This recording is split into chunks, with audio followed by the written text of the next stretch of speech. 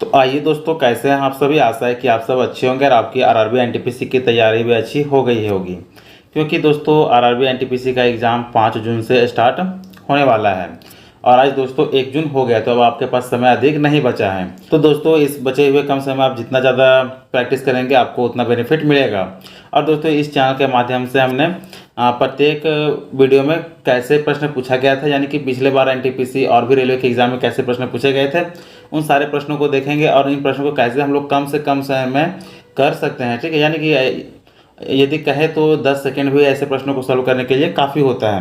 तो ऐसे प्रश्नों को हम लोग कैसे कम समय में सॉल्व कर सकते हैं, इसी को हम लोग समझेंगे। और आज की इस वीडियो में हम लोग सिंप्लीफिकेशन यानी कि सरलीकरण के प्रश्नों को देखेंगे और सारे प्रश्न दोस्तों हम लोग ट्रिक से सॉल्व करेंगे। ठीक है, यानी कि प्रश्नों को कैसे बिना पेन और पेपर के सहायता से बिल्कुल मौखिक रूप से प्रश्नों को सॉल्व कर सकते हैं, ये हम लोग सीखेंगे। तो चलिए समय के अभाव को देखते हुए हम लोग डायरेक्ट प्रश्न को देखते हैं और प्रश्नों को कैसे कम समय में सॉल्व कर सकते हैं ये सीखते हैं। तो आइए दोस्तों यहाँ पे देख सकते हैं कि ये पहला प्रश्न है। ठीक है, प्रश्न में क्या बोला है कि निम्नलिखित को हल कीजिए। 3.03 प्लस 31.003 प्लस 13.33 प्लस 3.331। अब ऐसा प्रश्न है। ठीक है, अब यहाँ पे देख सकते हैं कि ये दशमलव वाला प्रश्न है, चारों जो है दशमलव का प्रश्न है। ठीक है, अब इन सारों को जोड़ना है तो हम लोग देखेंगे कि इन सारे को जोड़ेंगे तो कहीं ना कहीं हमारा समय लग ही जाएगा। ठीक है, तो इस प्रश्न को हम लोग कैसे कम से कम समय में सॉल्व कर सकते हैं ये सीखेंगे। ठीक है, तो इस प्रश्न को क्या हम लोग मैनुअली पूरा जोड़ेंगे? नहीं, पूरा हम लोग को नहीं जोड़ना है। बस ये देखना है कि दशमलव के बाद कहाँ पे कितनी संख्या है। तो दशमलव के बाद यहाँ पे 2 संख्या है, यहाँ पे 3 संख्या, यहाँ पे 2 संख्या, यहाँ पे 3 संख्या है। ठीक है, यानी कि हमारा जब भी ऑप्शन आएगा तो कितना आएगा? दशमलव के बाद 3 संख्या आएगी। ठीक है, तो पहला वाला तो हमारा ऐसे ही कट गया। इसके बाद यहाँ पे देखेंगे कि यहाँ पे दशमलव के बाद जो है 0.03 है। ठीक है, उसके बाद दशमलव के बाद 003 है। उसके बाद दशमलव के बाद यहाँ पे देखें तो 3 है और आगे देखें तो दशमलव के बाद 3 है। ठीक है, चूंकि हमको इतना ही देखना था। और देखिए ये चीज़ आप वो यदि अच्छे से सॉल्व किए रहेंगे, आप प्रैक्टिस किए रहेंगे तो ये चीज़ आप मौखिक रूप से भी सॉल्व कर सकते हैं। ठीक है, अब यहाँ पे हम लोग को देखना होता है, चूंकि जोड़ेंगे तो यहाँ पे किनारे देख रहे हैं कि यहाँ पे कोई भी नंबर नहीं है, 0 है, यहाँ पे 3 है, यहाँ 1 है, 3 और 1 कितना हो जाएगा? 4। यानी कि हमारा जो भी आंसर आएगा उस आंसर के इकाई अंक हमेशा 4 होगा। ठीक है, तो यहाँ पे 0 है, ये होगा नहीं, यहाँ पे 7 है, ये होगा नहीं, तो हमारे पास कौन सा? एक ही ऑप्शन सी बच जाता है, यानी कि 50.694 और यही इस प्रश्न का सही आंसर है। ठीक है, चूंकि हमको इकाई का अंक 4 मिल गया और जो कि ऑप्शन सी में ही है। और ये देख सकते हैं कि आरआरबी एनटीपीसी 2021 का ये पूछा गया प्रश्न है। तो कैसे हम लोग प्रश्न को कम समय में सॉल्व कर सकते हैं ये आप सभी अच्छे से सीख रहे होंगे। तो चलिए इसके बाद फिर नेक्स्ट प्रश्न को देखते हैं। तो आइए यहाँ पे दूसरा प्रश्न है। दूसरा प्रश्न भी वही है कि सरलीकरण कीजिए। 8.8 प्लस 0.08 प्लस 8.88 प्लस 0.808 है। ठीक है, अब इससे भी हम लोग वैसे ही सॉल्व करेंगे और ये भी देख सकते हैं कि एनटीपीसी का ही ये प्रश्न है। तो ऐसे प्रश्नों के लिए हम लोग पहले इकाई अंक को देखेंगे। ठीक है, आपको यदि इकाई अंक मिल जाता है तब तो अच्छी है, तब तो हम लोग को सॉल्व नहीं करना पड़ेगा, और यदि नहीं मिलता तब तो प्रश्नों को लोग सॉल्व करेंगे ही। लेकिन यदि हमारा काम केवल ऑप्शन के थ्रू ही हो जाता है तो हम लोग को वैसे ही सॉल्व करेंगे जिससे कि कम से कम समय लगे। तो चलिए यहाँ पे देख सकते हैं कि दशमलव के बाद पहला में 1 अंक है, इसमें 2 अंक है, यहाँ पे भी 2 अंक है और यहाँ पे 3 अंक है। ठीक है, यानी कि दशमलव के बाद जब भी आएगा तो 3 अंक आएगा। तो चलिए यहाँ पे देखते चलेंगे हम लोग कि यहाँ पे दशमलव के बाद 8 है, आगे देखेंगे तो यहाँ पे दशमलव के बाद 0.8 है, उसी तरह से आगे देखें तो दशमलव के बाद 8 है और लास्ट में जो दशमलव के बाद 808 है। ठीक है, सारे को जोड़ेंगे तो इकाई अंक हमारा जो है वो 8 आ जाएगा। अब देखिए 8 यहाँ पे हमारा कुछ चूँकि 2 में मिल रहा है। ठीक है, यहाँ पे भी इकाई का अंक 8 है, यहाँ पे भी इकाई का अंक 8 है। अब ऐसे हम लोग कैसे सॉल्व करेंगे? तो देखिए सबसे पहले हम लोग यहाँ देखेंगे कि ये जो दशमलव है इसके सीधे में ही दशमलव आएगा और यहाँ पे एक संख्या आएगा, एक संख्या यहाँ पे भी आएगा। ठीक है, चाहे जो भी नंबर आएगा, यानी कि जब भी दशमलव आएगा तो क्या आएगा? 3 संख्या के बाद ही आएगा। और यहाँ पे दशमलव जो 2 संख्या के बाद है तो ये हमारा आंसर नहीं हो सकता है। हमारा आंसर कौन सा हो जाएगा? ऑप्शन ए, ये बिल्कुल सही आंसर है। तो देख सकते हैं कि प्रश्नों को हम लोग पूरा सॉल्व ना करके हम लोग आंसर तक पहुंच जा रहे हैं। तो कैसे? स्मार्ट अप्रोच के थ्रू। तो इस तरह से आपको एग्जाम में यूज करना है कि ताकि कम से कम आपका समय लगे और प्रश्न सही भी हो जाए। ठीक है, इसके बाद चलिए फिर नेक्स्ट प्रश्न को देखते हैं। तो आइए यहाँ पे तीसरा प्रश्न है कि यदि 19 गुना 19 बराबर 361 है तो 190 गुना 0.0019 का मान ज्ञात कीजिए। देखिए ऐसे प्रश्न को भी आप चाहते हैं तो काफ़ी कम समय में कर सकते हैं, और नहीं तो फिर आप यदि भूल जाते हैं तो इसके लिए हम लोग चलिए स्मार्ट अप्रोच के बारे में बात करते हैं ताकि आपको जल्दी से और कम समय में सॉल्व कर सके। ठीक है, और देख सकते हैं कि ये भी एनटीपीसी का ही प्रश्न है। तो सबसे पहले यहाँ पे हम लोग 190 लिखेंगे। 190 गुना में कितना है? तो 0.0019 है। अब यहाँ चूँकि दशमलव हटाएंगे तो यहाँ दशमलव के बाद यहाँ पे 4 अंक है तो 4 0 आ जाएगा। यहाँ से एक जीरो से एक जीरो ये कट जाएगा, ठीक है। अब ये खत्म हो गया। अब यहाँ पे आ गया कितना 19 और यहाँ पे 19 नहीं 19 गुना 19 कितना है 361, तो यहाँ पे 361 लिख दिए। अब 3 जीरो तो 3 संख्या के बाद दशमलव आ जाएगा, यानी कि इधर से गिनेंगे तो 1 2 3 यहाँ पे दशमलव आ गया, ठीक है। तो हमारा आंसर कौन सा हो जाएगा 0.361, यानी कि 0.361 जो कि ऑप्शन बी में है, और ऑप्शन बी इसका ये सही आंसर भी हो जाएगा, ठीक है। तो चलिए उम्मीद है कि आप सभी को ये प्रश्न अच्छे से समझ में आ रहा होगा, और आपको यदि किसी प्रकार का डाउट रहता है तो आप हमें कमेंट जरूर करेंगे। इसके बाद चलिए फिर नेक्स्ट प्रश्न को देखते हैं।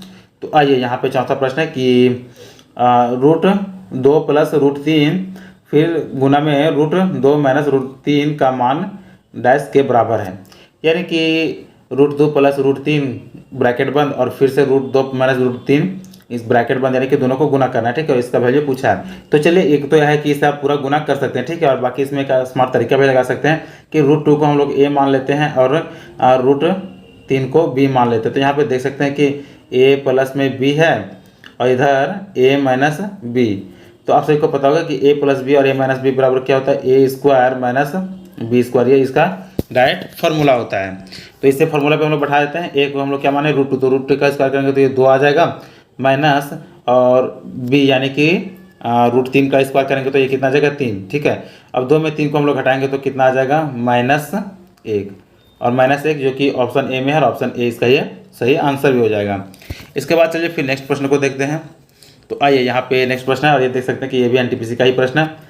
यहाँ पे क्या बोला है कि 243 भाग 3 भाग 3 भाग 3 भाग 3 का मान खाली स्थान के बराबर होगा। तो यहाँ पे इससे यदि हम लोग भाग दें 3 से 3 को भाग दें, फिर 3 को भाग दें, 3 को भाग दें, तो ऐसे में काफ़ी समय लग जाएगा और हो सकता है कि आपका प्रश्न गलत भी हो जाए। तो इसके लिए हम लोग का जो बेस्ट अप्रोच होगा वो हो जाएगा 243 गुना, यानी भाग है तो उसको गुना बदल देंगे और संख्या पलटा जाता है, ठीक है, यानी 1/3 हो जाएगा गुना 1/3 गुना 1/3, टोटल 4 संख्या, तो 4 बार हम लोग 1/3 लिख देंगे। अब नीचे से गुना करेंगे तो 3 × 9 = 27 × 81, कितना आ गया 81, ठीक है, यानी कि 243/81 आ गया। अब यहाँ 81 से काटेंगे तो ये 3 बार में कट जाएगा, ठीक है, यानी 81 × 243 जो कि ऑप्शन सी में है, और ऑप्शन सी इसका ये सही आंसर हो जाएगा।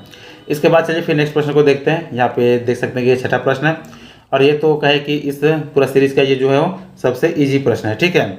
इसमें आपसे क्या बोला है कि 97 गुना 97 बराबर क्या होगा, यानी कि 97 का स्क्वायर पूछा है, और जो कि एनटीपीसी में पूछा गया ही प्रश्न है। तो इसमें हम लोग जितने भी प्रश्नों को सॉल्व करेंगे सारे रेलवे के एग्जाम में आए हुए ही प्रश्न होंगे, ठीक है। तो ऐसे ही प्रश्नों को आने की संभावना बनती है, इसलिए आप इन सारे वीडियोस को जरूर देख लें और सारे प्रश्नों को भी जरूर से प्रैक्टिस कर लेंगे। तो हमसे बोला कि 97 गुना 97, यानी कि 97 का स्क्वायर पूछा है। तो 97 का स्क्वायर एक तो चाहे तो आप इससे गुना कर सकते हैं 97 गुना 97, ये बिल्कुल बच्चों वाली प्रश्न है, ठीक है।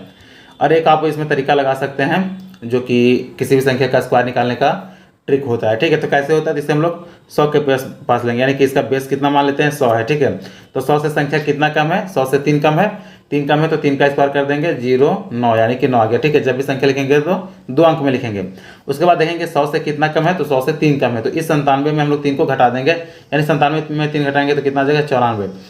तो 97 का स्क्वायर कितना हो गया 94 09, जो कि ऑप्शन कितना में बी में, और ऑप्शन 20 का ये सही आंसर हो जाएगा।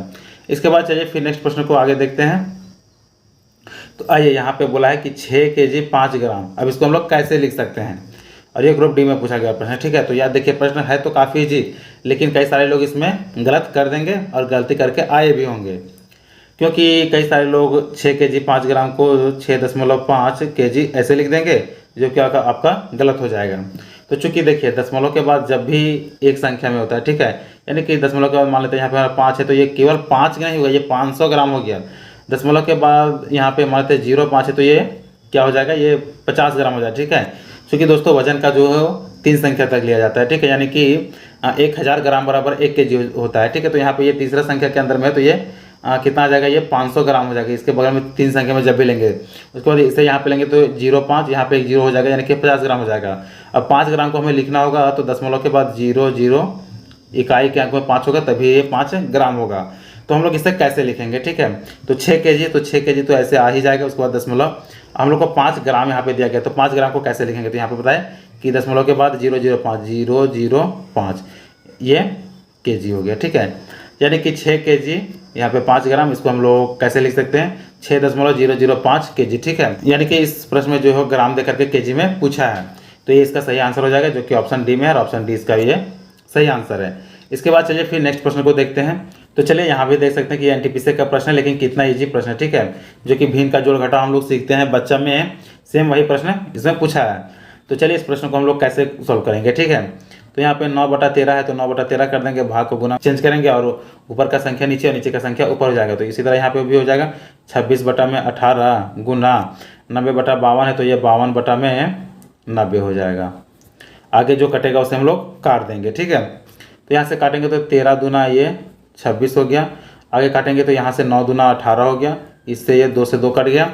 आगे 2 से काटेंगे तो ये 26 दूना 52 और 2 से काटेंगे तो 45 दूना 90, यानी कि कितना आ गया 26/45, जो कि ऑप्शन सी में है और ऑप्शन सी इसका ये सही आंसर भी है। इसके बाद चलिए नेक्स्ट प्रश्न को देखते हैं। तो आइए यहाँ पे देख सकते हैं 9 प्रश्न में क्या बोला है कि हल करें 10 का पावर 9 गुना 10 का पावर 2 भाग 10 का पावर 3। तो देखिए आप सभी को पता होगा कि यदि बेस सेम होता है, ठीक है, दोनों का बेस सेम है और गुना में है तो पावर हमेशा जुड़ जाता है, लेकिन यदि दोनों का बेस सेम है और यहाँ पे भाग है तो ये माइनस में हो जाता है, ठीक है, यानी कि पावर घट जाता है। और ऐसे नहीं भी सॉल्व करेंगे, ऐसे आप कंफ्यूज कर देंगे। तो इसके लिए हम लोग चलिए आगे देखते हैं कि 10 का पावर 9 और गुना में 10 का पावर 2 बटा, यानी कि भाग का मतलब बटा हो जाता है, ठीक है। ये भाग दे देंगे कितना, तो 10 के पावर 3 से। आगे देखेंगे तो यहाँ पे कितना है 10 का पावर 9 और 10 का पावर 2, यानी कि 10 के पावर कितना गया टोटल 10 का पावर 11 बटा में 10 का पावर 3। 10 का पावर 11 में 10 का पावर 3 माइनस कर देंगे तो कितना बच जाएगा 10 का पावर 8, जो कि ऑप्शन ए में है और ऑप्शन ए इसका सही आंसर है। तो देख सकते हैं कि ये आरपीएफ का क्वेश्चन है, ठीक है। तो ऐसा नहीं कि आरपीएफ में पूछा तो एनटीपीसी में नहीं पूछेगा, हो सकता है इस प्रश्न को भी पूछ दे, क्योंकि लेवल लगभग इसी प्रकार से है, ठीक है। इसके बाद चलिए फिर नेक्स्ट प्रश्न को देखते हैं। तो नेक्स्ट प्रश्न यहाँ पे आ गया हमारा 10वां प्रश्न। इसमें क्या बोला कि निम्न को हल करें। तो सिंप्लीफिकेशन का ये सब सारा इजी प्रश्न है और ऐसे प्रश्न एग्जाम में पूछे जाएंगे, तो आप ऐसे प्रश्नों को भी जरूर सॉल्व कर लेंगे। और देख सकते हैं कि ये जो प्रश्न है वो एएलपी और टेक्नीशियन में पूछा गया प्रश्न है, ठीक है। इसमें क्या है कि 23 माइनस फिर ब्रैकेट के अंदर 23 माइनस फिर करली ब्रैकेट के अंदर 23 माइनस फिर छोटी ब्रैकेट के अंदर 23 माइनस 23 प्लस 23, ठीक है। तो यार देखिए काफ़ी इजी प्रश्न है। इस प्रश्न हम लोग चलिए सॉल्व करते हैं हम कि कैसे इजी है।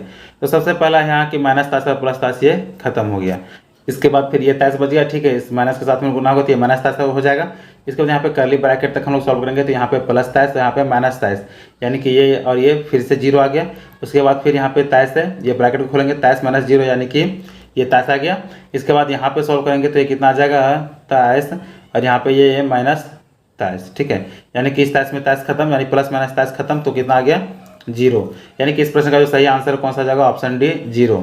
तो देख सकते हैं कि सिंप्लीफिकेशन के ऐसे भी प्रश्न पूछे गए थे, जो कि हो सकता है कि साहब आप इसमें भी गलती कर जाए। तो ऐसे प्रश्नों को प्रैक्टिस करके जाना है ताकि आपका एग्जाम में गलत ना हो और इस प्रश्न के पूरे मार्क्स आपको मिल पाए। तो चलिए दोस्तों, यहाँ तक हम लोगों ने रेलवे में आए हुए 10 अच्छे सिंप्लीफिकेशन के प्रश्नों को देखे, जो कि बहुत ही कम समय में सॉल्व होने वाले प्रश्न थे और प्रश्नों को हम लोगों ने देखा भी कि कैसे बहुत ही कम समय में सॉल्व कर सकते थे।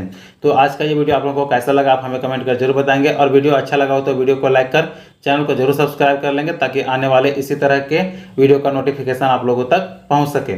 तो चलिए मिलते हैं फिर नेक्स्ट वीडियो में, तब तक के लिए धन्यवाद।